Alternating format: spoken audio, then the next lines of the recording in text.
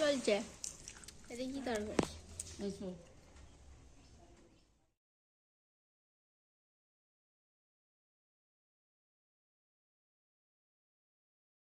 আমার মা উঠেছে, ঘুম পাচ্ছে, বিয়ে বাড়ি খেয়ে কালি ঘুম পাচ্ছে। ওটাই কি খুঁজছো? কি খুঁজছো? ও মা কই? উঠে বলো। হ্যাঁ, তোমার দিদা কোথায় গেল? দিদা এই কই দিদা? Hello everyone, good morning. কেমন আছো সবাই? আশা করছি ভালো আছো। নতুন একটি ব্লগে তোমাদের ওয়েলকাম জানালাম। আজ সানডে, আজকে আর বলেছি সকাল সকাল উঠে যে আজকে আর যাব না বিয়ে বাড়িতে। এমনিতেও বিয়ে বাড়ি বউ ভাত মিটে গেছে, মানে বিয়ে বাড়ি মিটেই গেছে, তো কাছাকাছি আছে যেহেতু, তো গেলেও কোনো অসুবিধা ছিল না। কিন্তু যাবো না বলেছি বলে মা মিষ্টি কিনে একটুখানি গিয়েছিল সকালের দিক। আর দুদিন খুবই জার্নি হয়েছে আমাদের, মানে রাত্রিরে ঘুমানো হয়েছে, সকাল সকাল উঠে পড়া হয়েছে, তো তাই জন্য আমারও খালি ঘুম পাচ্ছে আর মিষ্টিরও খালি ঘুম পাচ্ছে। মিষ্টির জন্য বেলাতেই ঘুম থেকে উঠেছে। এখানে দেখো আমি দিদির একটা শাড়ি পরে নিয়েছি, চান টান হয়ে গেছে। তো এটা হচ্ছে দিদির ঘর, তো দিদির রুমটা তোমাদের সাথে পরের ভিডিওতে শেয়ার করব। তো যাই হোক, এখানে আজকের ভিডিওটা খুবই ছোট হয়েছে, তবে কিছু করার নেই, ছোটো করেই দিতে হলো।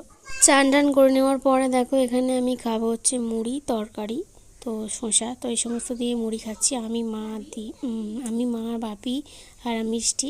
আর ওদের যেহেতু একাদশী আছে, ওরা সব মুড়ি টুড়ি কিছুই খাবে না, ওরা সাবু টাবু খাবে, তো সেগুলো তোমাদের সাথে শেয়ার করিনি। তো এরপরে মা আনাজ কাটে। এর আগেই কিন্তু মায়ের মামার বাড়ি থেকে ঘুরে এসেছে, একবার দেখা করে এসেছে, তো ওখানে আর যাবো না বলে এসেছে। তারপরে দেখো মিষ্টি এখানে তরমুজ খাচ্ছে, মানে ওর মাসি ওকে তরমুজ কেটে দিয়েছে, সেটাইও খাচ্ছে। তো এই যে ওর মাসি এখনও তরমুজ কাটছে। আসলে একাদশীতে ফল সব খেয়ে ওরা থাকে বেশি, আর আমাদের জন্য টুকটাক ফল কাটা হয়েছে আর কি, যে আমরাও খেতে পারবো।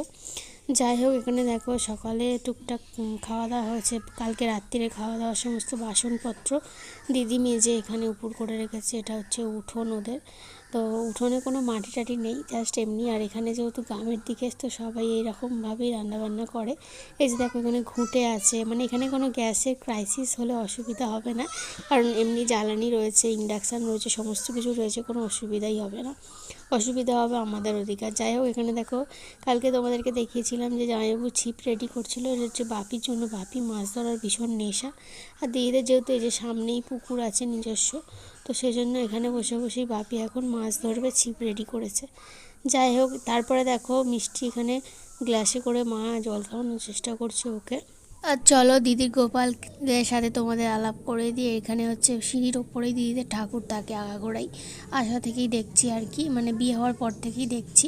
আর এখানে দেখো গোপালটাকে এরকমভাবে দিদি আলাদা একটা সিংহাসনে রেখেছে, তো খাবার দিয়েছে। যেহেতু আজকে একাদশী, তাই সুন্দর করে ফল টল দিয়ে পুজো করেছে। এমনিতেও ওরা ফল দিয়েই পুজো করে ডেলি, আর সেটাই প্রসাদ হিসাবে খেয়ে নেয়, আর প্রসাদ তো খেয়ে নেওয়াই উচিত। তো যাই হোক, এখানে দেখো দিদিদের এটা সিঁড়ি। তো তারপরে তোমাদেরকে সাথে শেয়ার করছি, মা দেখো ওখানে সবজি কাটছে। আজকে পটল ভাজা, আলু ভাজা, ডাঁটা আলু আর ঝিঙে দিয়ে একটা পোস্ত দিয়ে তরকারি হবে, আর মুগের ডাল হবে, আর চাটনি হবে। তো যেহেতু মানে একাদশী, সেজন্য নিরামিষ রান্নাই হচ্ছে, আর নিরামিষ রান্নাটাই খাবো। আর সত্যি কথা বলতে কি, দুদিন ধরে বিয়েবাড়িতে খেয়ে মানে মানে ভয়ে ভয়ে খাচ্ছি আর কি, যদি মানে অসুবিধা হয়ে যায়, তো সেই জন্য মানে রিচ খাবার, তো তাই জন্য ভয়ে ভয়ে খাচ্ছিলাম।